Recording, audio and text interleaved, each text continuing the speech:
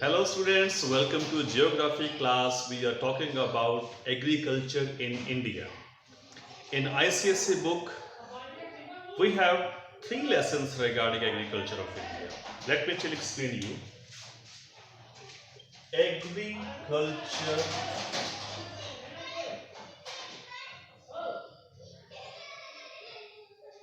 in India.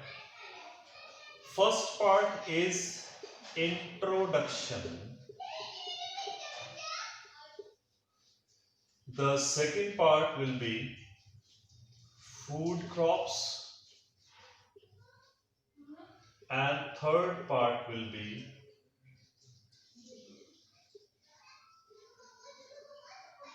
cash crops. So there will be three lessons we are going to read. Lesson number 10, 11 and 13. This is lesson number 10. This is lesson number 11. This is lesson number 12. In these three lessons we will read about introduction in India, agriculture in India, about the introduction, what kind of climate is there and what kind of crops we grow, the necessities, the irrigation, all that. And regarding food crops in India, as you know from the name only, it is clear that what kind of crops we are going to talk about. The crops which are called food crops, that the crops which we grow to eat. And third is cash crops. The cash crops are related with the crops which are grown to sell in the market for the commercial purposes and all that. Now, as you see, this is your book and this is lesson number 10, Agriculture in India Introduction. I will try to conclude all three lessons in one video if it is possible, otherwise the video would have been very long, but I have tried to compact and give you the shortcut knowledge of all three lessons in this. Agriculture in India, it is important in India.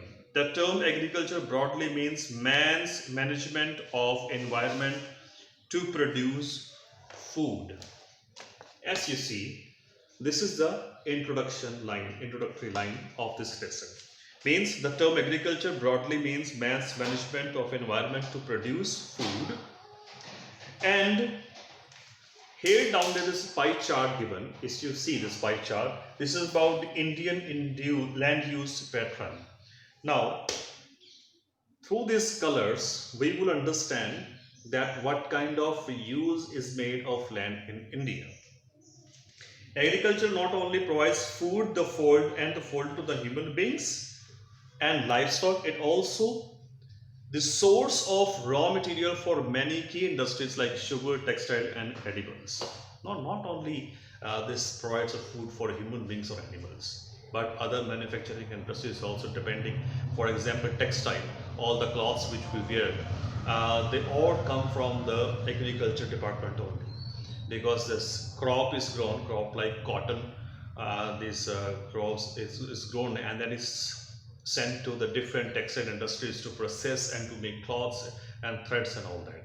Now why it's so important for our country? As you see in the next page, salient features of Indian agriculture. First of all, it depends on monsoon. India is a country which is a monsoon country. Its climate is tropical monsoon type of climate. Now, it is not possible to dig wells everywhere, to dig tube wells everywhere. Like in South India, the land is rocky, Deccan Plateau over there. So irrigation is also sometimes difficult. So mostly the irrigation is depending on rain. But rain is erratic, uneven, unpredictable. So these are the other things. Variety of crops are grown: Kharif crop, Rabi crop and Zaid crop. The crops which are grown, let me explain you.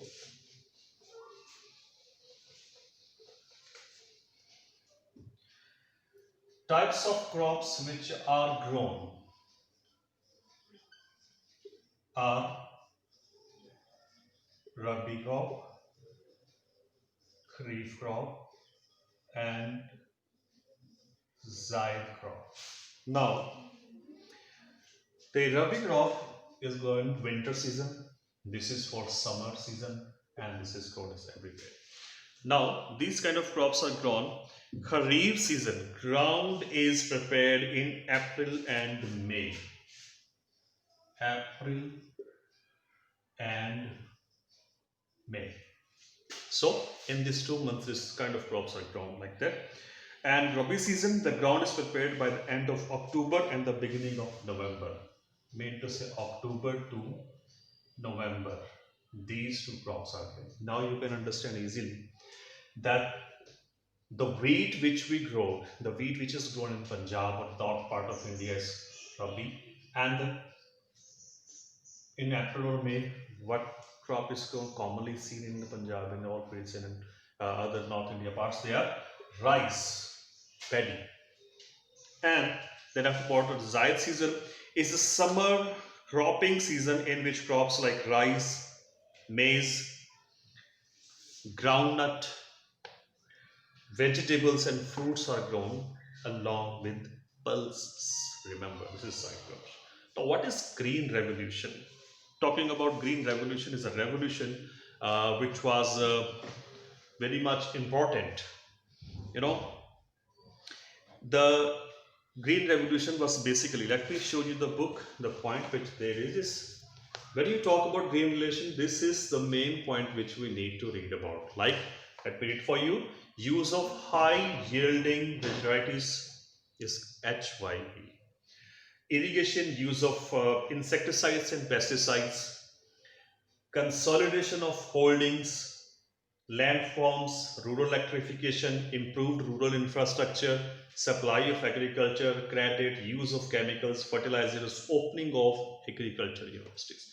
These all aspects were related with green revolution to boost up the production of the food crops and all that. Now, the problems of Indian agriculture. The problems are basically small and fragmented land holding. There are a majority of the farmers or the people out there who are not having big landlord property like that. Small land holdings, poor quality of seed. The poor quality of seed is the biggest ever problem you see.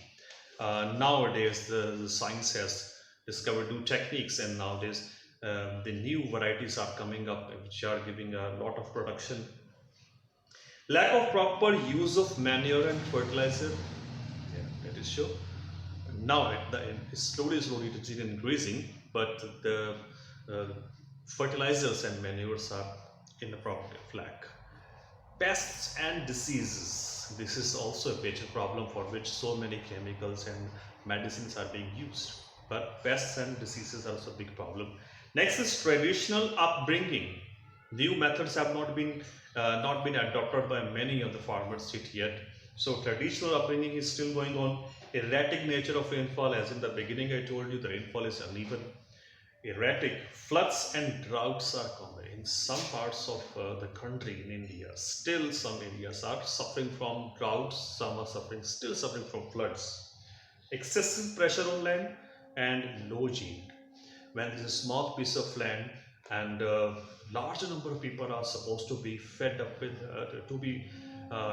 has to be fed, so it always is some kind of difficult to hold that, and low yield is another.